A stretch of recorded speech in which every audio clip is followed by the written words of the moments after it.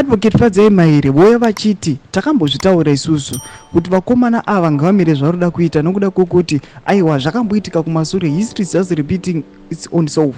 Zvatakuona kuti vakomana vana kuteerera vakati aiwa vana advocate nosonjamisa vavengi, but skeleton work yakuchizoapprova wrong manje. Sandapinda mashoko anobuda togwana Fadzai Maire anyaswera akataura neshona kuti nyika yese izive notibva wasubscribe like utina on the bell icon. Fadzai Maire anopinda paendo pake muzara nhasi onyora chiti hakuna chitsva pasi pezuva. Mutuli paakatanga matax rates takataura kuti zvichaita kuti zvinhu zvese zvikwire nekukanganisa kutenderera kwemari mukati tiri vavengi.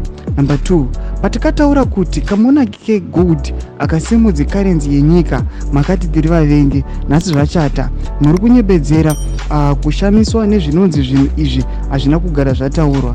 Dai mukaita mwoyo wekuteerera kuna macitizens achitaura, zvinobatsira kuti kutonga kwenyu kuite nyore. Hatisi kurwa, we need new leaders. Anobva asaina zvake obva adi underline osubmita tsamba yake yari kunyorera vakomana achiti aiwa takambozvitaura kuti kamuna kenyu aka vanhu vanoziva mapictures akaitiwa paRBZ vachiona kasection kavane magold achinzi mutungamiri wenyika ngauye aone goridhe iri ndorichiyasimudza the big kind big currency yedu yeZimbabwe gold yakabikwa nemaminerals enyika yedu. Vakataura vakati aiwa goridhe renyu rishoma iri haringambobheki our currency. Izvezvi zvakuita sei? Takuona kuti zvinhu zvakungokwira, currency yacho haisisipo, dzakuona kuti they are now failing, vakushamisika vachiita zvinhu akanambotaurwa.